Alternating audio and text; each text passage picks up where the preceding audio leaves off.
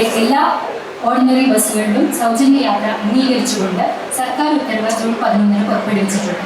സംസ്ഥാനത്തുടനീളമുള്ള KSRTCക്കുള്ള 3125 ordinary ബസ്സുകളിൽ ഈ സേവനം ലഭ്യമാകുന്നതും പദ്ധതിയുടെ ഭാഗമായിട്ടുള്ള പൂജ്യം മൂല്യമുള്ള ടിക്കറ്റിലൂടെ ഈ ഒരു സേവനം എല്ലാവർക്കും ലഭ്യമാക്കുന്നതുമാണ്.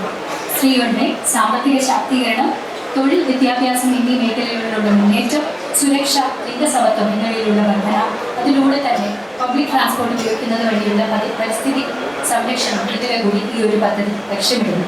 ഈ പദ്ധതിയിലൂടെ KSRTCക്ക് ഉണ്ടാകുന്ന അധിക ബാധ്യത പൂർണ്ണമായും സംസ്ഥാന സർക്കാർ ഗ്രാന്റ് വഴി വഹിക്കുന്നതാണ്. പ്രിയദർശിനിയുടെ ഒരു വിജയകരമായ നടത്തിപ്പിലൂടെ കൂടുതൽ ജനകീയവും സ്ത്രീ സൗഹൃദവുമായ മാതൃകാ പൊതുഗതാഗത സ്ഥാപനമായി KSRTC മാറുമെന്ന് കൂടി നമ്മളെല്ലാവരും ഉറച്ചു വിശ്വസിക്കുന്നു.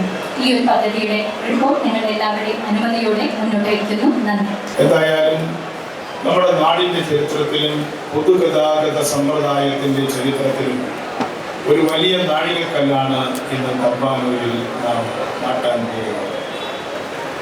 ആദ്യമായി ഒരു പൊതുഗതാഗത സമ്പ്രദായം തിരുവിതാംകൂറിൽ ഉണ്ടായത് 1937-38 കാലത്താണ്. കൃത്യമായി പറഞ്ഞാൽ 1938 ഫെബ്രുവരി 20-നാണ് ചിത്രത്തിരുന്നാൾ മഹാരാജാവ് ഇവിടെ നിന്നും ഒരു ബസ് സർവീസ് ആരംഭിച്ചത്. ആ ബസ് സർവീസ് തുടങ്ങാൻ അദ്ദേഹത്തിന് പ്രചോദനമായത് അദ്ദേഹത്തിൻ്റെ ലണ്ടൻ യാത്രയായിരുന്നു. ആ ലണ്ടൻ യാത്രയിൽ അദ്ദേഹം കണ്ട ലണ്ടൻ ബസ്സുകളുടെ മാതൃകയിൽ അവിടുത്തെ ബസ്സുകൾ ഇങ്ങോട്ട് ഇമ്പോർട്ട് ചെയ്ത് ഇവിടെ ബോഡി ബിൽഡ് ചെയ്തുകൊണ്ടാണ് ആദ്യത്തെ ബസ് നിർമ്മിച്ചത്. 33 ബസ്സുകൾ അന്നുണ്ടായിരുന്നു. ഇന്ന് നമ്മുടെ ബസ്സുകളുടെ എണ്ണം 5700ഓളം ബസ്സുകളാണ്. ആ അർത്ഥത്തിൽ അന്ന് ഇത്തരത്തിലുള്ള ഒരു പബ്ലിക് ട്രാൻസ്പോർട്ട് സിസ്റ്റം ഇന്ത്യയിൽ വളരെ അപൂർവമായി ഉണ്ടായിരുന്ന പബ്ലിക് ട്രാൻസ്പോർട്ട് സിസ്റ്റം കൊണ്ടുവന്ന അന്നത്തെ ഗവൺമെൻറ്റിനെ തീർച്ചയായും നമുക്ക് അഭിനന്ദിക്കാതിരിക്കാൻ സാധ്യമല്ല. 65-ൽ RTCകൾ, റോഡ് ട്രാൻസ്പോർട്ട് കോർപ്പറേഷനുകൾ ഉണ്ടായപ്പോഴാണ് KSRTC എന്ന പേരിൽ കേരളത്തിലും മറ്റെല്ലാ സ്റ്റേറ്റുകളിലും RTCകൾ ഉണ്ടായത്. ഇന്ന് ഞാൻ നേരത്തെ പറഞ്ഞതുപോലെ 5700 ബസ്സുകൾ ഇന്ന് നമ്മുടെ കയ്യിലുണ്ട്. ആയിരക്കണക്കിന് സർവീസുകളുണ്ട്, ഷെഡ്യൂളുകളുണ്ട്. അതിലേക്കൊന്നും തന്നെ കടന്നു പോകാൻ ഞാൻ ആഗ്രഹിക്കുന്നില്ല. ഇതിൽ 3125 ബസ്സുകളും ഓർഡിനറി ബസ്സുകളാണ്. ആ ബസ്സുകൾക്ക് ഇന്ന് ഈ സമയം മുതൽ സ്ത്രീകൾക്ക് സൗജന്യ യാത്ര അനുവദിച്ചുകൊണ്ട് സർക്കാർ ഉത്തരവ് ഇറക്കിയിരിക്കുകയാണ്. ഇതൊരു അഭിമാന നിമിഷമാണ്. സർക്കാർ അധികാരത്തിൽ എത്തിയിട്ട് 1 മാസം തികയുന്നത് 18-ാം തീയതി. അതിനു മുൻപ് ജനങ്ങൾക്ക് നൽകിയ ഒരു പ്രധാനപ്പെട്ട വാഗ്ദാനം പാലിക്കാൻ കഴിഞ്ഞതിന്റെ ചാരിതാർത്ഥ്യത്തിലാണ് ഞാൻ ഇന്ദിരാ ഗ്യാരണ്ടിയുടെ ഭാഗമായി പ്രഖ്യാപിച്ച സ്ത്രീകൾക്ക് ട്രാൻസ്പോർട്ട് ബസ്സിലെ സൗജന്യ യാത്രയുടെ 1ാം ഘട്ടമാണ് ഇവിടെ ഉദ്ഘാടനം ചെയ്തത്. ഇവിടെ സി ജോൺ KSRTCയുടെ ചരിത്രത്തെ കുറിച്ചെല്ലാം പറഞ്ഞു. ഇന്നിവിടെ ഈ ഉദ്ഘാടനം നടക്കുന്ന ഈ വേദി കൂടി ഒരുപാട് ചരിത്ര പ്രാധാന്യമുള്ള ഒരു സ്ഥലമാണ്. 110 വർഷം മുമ്പാണ് ഇവിടെ നിന്ന് ശ്രീ ചിത്രതിരുനാൾ മഹാരാജാവ് ആദ്യത്തെ ഒരു പബ്ലിക് ട്രാൻസ്പോർട്ട് വാഹനത്തിന് ഫ്ലാഗ് ഓഫ് ചെയ്യുന്നത്. 1965-ലാണ് KSRTC ജനകീയ മന്ത്രിസഭയുടെ ഭാഗമായി Kerala state road transport corporation bus service ആരംഭിച്ചു. അതിൻ്റെ ഒരു പ്രത്യേക ഘട്ടത്തിൽ എത്തി നിൽക്കുമ്പോഴാണ് സ്ത്രീകൾക്ക് സൗജന്യ യാത്ര എന്ന പ്രിയദർശിനി പദ്ധതി ഈ സർക്കാർ നടപ്പാക്കുന്നത്. ഞാൻ ഇതിനെ കാണുന്നത് സ്ത്രീകൾക്ക് നൽകുന്ന ഒരു ഔദാര്യമായിട്ടല്ല. ഞാൻ കരുതുന്നത് ഈ പദ്ധതിക്ക് സാമൂഹ്യവും സാമ്പത്തികവുമായ പ്രതിഫലനങ്ങൾ നമ്മുടെ സമൂഹത്തിൽ ഉണ്ടാകുന്ന സോഷ്യോ ഇക്കണോമിക് ഇമ്പാക്ട്. സാമൂഹ്യമായ പ്രതിഫലനം എന്ന് പറയുന്നത് സ്ത്രീകൾക്ക് അഭിമാനത്തോടു കൂടി സർക്കാരിന്റെ ഒരു വണ്ടിയിൽ യാത്ര ചെയ്യാൻ കഴിയും. അത് സൗജന്യമല്ല. ഞങ്ങളുടെ സർക്കാർ ഞങ്ങളുടെ വാഹനം ഞങ്ങൾ ഇതിലൂടെ യാത്ര ചെയ്യുന്നു. എത്രയോ സാധാരണക്കാരായ സ്ത്രീകളാണ് KSRTC യാത്ര ചെയ്യുന്നത്. വലിയ അലൂമിനിയം പാത്രവുമായി മത്സ്യ വിപണനത്തിന് പോകുന്ന മത്സ്യത്തൊഴിലാളി സ്ത്രീകൾ നഗരങ്ങളുടെ അപ്പുറത്ത് നിന്ന് ഈ നഗരത്തിലേക്ക് ഹോം മെയ്ഡായി ഫ്ലാറ്റുകളിലും വില്ലകളിലും 3-4 ഫ്ലാറ്റുകളിൽ പോയി ജോലി ചെയ്യുന്ന പാവപ്പെട്ട സ്ത്രീകൾ കഠിനാധ്വാനം ചെയ്ത് രാവിലെ എത്തി സന്ധ്യ എങ്ങുമ്പോൾ തിരിച്ച് വീട്ടിലേക്ക് മടങ്ങുന്ന പാവപ്പെട്ട സ്ത്രീകൾ, വിദ്യാർത്ഥിനികൾ, ജീവനക്കാർ, പല തരത്തിലുള്ള സ്ത്രീകൾ, സാധാരണക്കാരായ സ്ത്രീകൾ, ആശുപത്രികളിലേക്ക് വരുന്നവർ, ബാങ്കുകളിൽ പോകാൻ വരുന്നവർ, സർക്കാർ ഓഫീസിൽ പോകാൻ വരുന്നവർ എത്രയോ പേരാണ്. തൊഴിലെടുത്ത് ജീവിക്കുന്ന എത്രയോ പാവം സ്ത്രീകളാണ്. പലരും എന്നോട് പറഞ്ഞു, കണക്ക് കൂട്ടി പറഞ്ഞു, സാർ ഇത്രയും രൂപ ഞങ്ങൾക്ക് മാറ്റി വെക്കാൻ കഴിയും.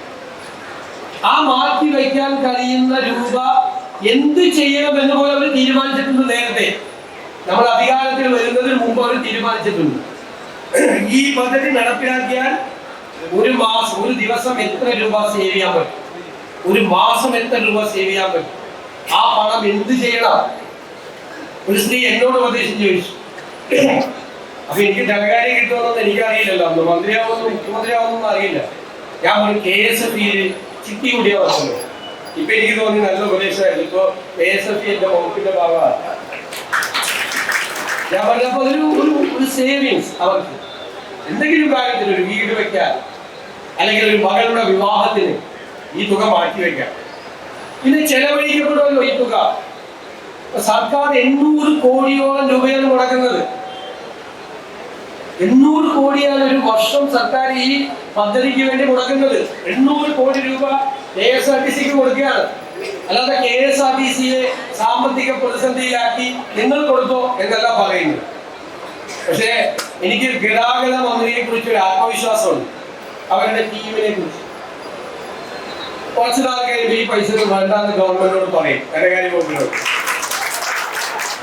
അവരുടെ ആ ടീം അത് നന്നായി ചെയ്യുമെന്നാണ് എന്റെ വിശ്വാസം.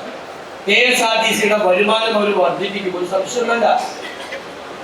ഈ പണം നമ്മുടെ കേരളത്തിൽ തന്നെ ചെലവഴിക്കപ്പെടും. ഈ പണം പല കാര്യങ്ങൾക്കായി ചെലവഴിക്കപ്പെടും. പല രീതിയിൽ ടാക്സായും അല്ലാതെയുമായി മണി സർക്കുലേഷന്റെ ഭാഗമായി തിരിച്ചു വരുന്ന ഒരു ആക്ടിവിറ്റിയാണ്. ഈ പണം ചെലവഴിക്കപ്പെടും. ആ പണം ചെലവഴിക്കപ്പെടുമ്പോൾ അതിന്റെ ഗുണം പൊതുസമൂഹത്തിനും ജനങ്ങൾക്കും ഉണ്ടാവും, ഒരു സംശയമില്ല. പിന്നെ ഉത്കണ്ഠ എന്താ? ഒന്ന്, പ്രൈവറ്റ് ട്രാൻസ്പോർട്ട് നടത്തുന്ന ആളുകൾക്ക് ഒരു ഉത്കണ്ഠയുണ്ട്, സ്വാഭാവികമാണ്. ഞാൻ അവരോട് പറയുന്നു, നിങ്ങൾ ഇനി മുതൽ പ്രൈവറ്റ് ട്രാൻസ്പോർട്ടുകാരല്ല, നിങ്ങളും പബ്ലിക് ട്രാൻസ്പോർട്ടിന്റെ ഭാഗമാണ്. കാരണം ട്രാൻസ്പോർട്ട് ബസ് ഇല്ലാത്ത സ്ഥലങ്ങളിൽ ഈ പാവപ്പെട്ടവരെ കൊണ്ടുപോകുന്നത് സ്വകാര്യ ബസ്സുകളാണ്.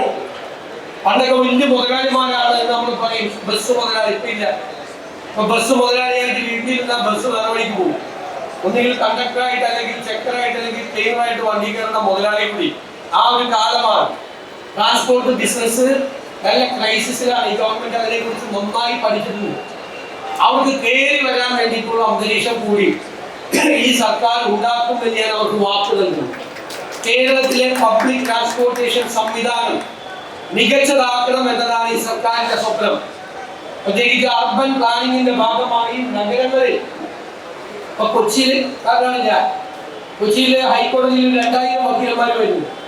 2000 കാറുമായിട്ട് ഇവർ വരുന്നു. അതിന്റെ ആവശ്യമില്ല. പബ്ലിക് ട്രാൻസ്പോർട്ടേഷൻ മികച്ചതാണെങ്കിൽ വക്കീലിന് വീടിന്റെ പുറത്തേക്ക് ഇറങ്ങി നിന്നാൽ, ഡോക്ടർക്ക്, എഞ്ചിനീയർക്ക്, ജീവനക്കാർക്ക് വീടിന്റെ പുറത്തേക്ക് ഇറങ്ങി നിന്നാൽ ഏത് ഡെസ്റ്റിനേഷനിലും പോകുന്ന ഒരു പൊതു ഗതാഗത സംവിധാനം ഉണ്ടെങ്കിൽ അവർ ഈ വണ്ടി എടുക്കില്ല. അപ്പൊ അവർക്ക് ആ വണ്ടിയിൽ കയറി വരാം. അപ്പൊ നമ്മുടെ ഈ നഗരങ്ങളിലെ വാഹനങ്ങളുടെ സാന്ദ്രത കുറയ്ക്കാം. അതിനു വേണ്ടിയിട്ടുള്ള ഒരു അർബൻ പ്ലാനിങ്ങും പബ്ലിക് ട്രാൻസ്പോർട്ടേഷൻ സിസ്റ്റത്തെ കുറിച്ചും ഈ ഗവൺമെന്റ് ഗൗരവതരമായി ആലോചിക്കുന്നുണ്ട്. അത് സ്വകാര്യ മേഖല കൂടി അതിന്റെ പങ്കാളികളാവും. ആ സ്വകാര്യ മേഖലയ്ക്ക് എന്തെങ്കിലും ഒരു നഷ്ടം ഈ ഒരു പദ്ധതി കൊണ്ട് ഉണ്ടായിട്ടുണ്ടെങ്കിൽ അതുകൂടി നികത്താനുള്ള നടപടി ഗവൺമെന്റ് സ്വീകരിക്കുമെന്ന് ഞാൻ ഉറപ്പു നൽകുന്നു. ഒരു സെക്ടറും തകരാൻ പാടില്ല. ഒരു സെക്ടറും തളരുന്ന സെക്ടറിനെ താങ്ങി നിൽക്കുകയാണ് ഗവൺമെന്റിന്റെ ജോലി. മൂന്നാമതൊരു കാര്യം അത് എനിക്ക് ഇഷ്ടപ്പെട്ടു. നമ്മുടെ മെൻസ് അസോസിയേഷൻ അവർ ഭയങ്കരമായ പ്രതിഷേധമാണ്. സ്ത്രീകൾക്ക് മാത്രം സൗജന്യം കൊടുക്കാൻ പോകുന്നു എന്നുള്ള ഒരു പ്രതിഷേധമാണ്. അപ്പൊ അവര് വേറെ ബസ്സിലൊക്കെ യാത്ര ചെയ്യുന്നത് അതൊരു രസകരമായ ഒരു കാര്യം കൂടിയായിട്ടാണ് ഞാൻ കാണുന്നത്. അതിനോടൊന്നും നമുക്കൊരു വിരോധമില്ല. പക്ഷെ എല്ലാ പ്രശ്നം എന്താ, പൊതുവായി എല്ലാ പുരുഷന്മാരെയും കുറിച്ചല്ല ഞാൻ പറഞ്ഞത്, ഞാൻ പുരുഷ വിരോധി എന്നല്ല. ഈ ഇത്രയും പൈസ ബാക്കി വരുന്നു എന്ന് പറഞ്ഞു ഇവര് യാത്ര ചെയ്യുമ്പോൾ ഇവരുടെ കയ്യിലാണെങ്കിൽ ആ പൈസ വീട്ടിലെത്തും. മറ്റേതാ സൗജന്യം കൊടുത്ത ഈ ബാക്കി വരുന്ന അതിന് കുറച്ചു പേര് കൊടുക്കും വീട്ടിൽ, ബാക്കി അവിടെ പോവും. ഞാൻ പറഞ്ഞില്ല, ഗവൺമെന്റ് കിട്ടും പൈസ, സർക്കാരിന് കുഴപ്പമൊന്നും ഉണ്ടാവില്ല. അപ്പൊ ഇവർക്കൊന്ന് കൊടുക്കട്ടെ. മാത്രമല്ല ഞാൻ പറയുന്നു, ഈ പദ്ധതി ഈ സംസ്ഥാനത്തെ സർക്കാരിന് കേരളത്തിലെ സ്ത്രീകളോടുള്ള ആദരവായി നിങ്ങൾ കാണും. ആദരവായി സ്ത്രീകളെ ബഹുമാനിക്കാൻ ഒരു സമൂഹം പഠിക്കണമെന്നുള്ളൊരു സന്ദേശം കൂടിയാണ്. ആദരവോടുകൂടി ബഹുമാനത്തോടു കൂടി നമ്മുടെ അമ്മമാരെ സഹോദരിമാരെ അവരെ കാണണം. ആ ആദരവാണ് ഈ സംസ്ഥാന സർക്കാർ അധികാരത്തിൽ വന്നതിന് ശേഷം പ്രഖ്യാപിച്ച് നടപ്പാക്കുന്ന ആദ്യത്തെ പദ്ധതി കേരളത്തിലെ സ്ത്രീകളോടുള്ള നമ്മുടെ എല്ലാവരുടെയും കേരളത്തിലെ ജനങ്ങളുടെ ആദരവായി കണക്കാക്കണം എന്ന് ഞാൻ ആഗ്രഹിക്കുന്നു. ഒരു സന്തോഷം കൂടിയുണ്ട്. ആദ്യം ഈ ബസ് യാത്ര ചെയ്യുമ്പോൾ ഇതിലെ ഡ്രൈവറും കണ്ടക്ടറും വനിതകളാണ്. മാത്രമല്ല ഗതാഗത വകുപ്പിൽ ഒരു വനിതയാണ് സെക്രട്ടറി. ചുമതലയേറ്റ് ഒരു വനിതാ സെക്രട്ടറി ആദ്യം ഉത്തരവിടുന്നത് ഇതാണ്. ഈ പരിപാടി ഈ പദ്ധതി കൂടിയാണ്. മൊത്തം സ്ത്രീകൾ ടേക്ക് ഓവറിലേക്കോ. അങ്ങനെ ആകട്ടെ, ഇനിയുള്ള കാലവും അങ്ങനെ ആകട്ടെ എന്ന് ഞാൻ ആശംസിച്ചുകൊണ്ട് നിറഞ്ഞ അഭിമാനത്തോടു കൂടി നിറയുന്ന കണ്ണുകളോടുകൂടി ഞാൻ ഈ പ്രിയദർശിനി പദ്ധതി കേരളത്തിലെ സ്ത്രീകൾക്കായി സമർപ്പിക്കും.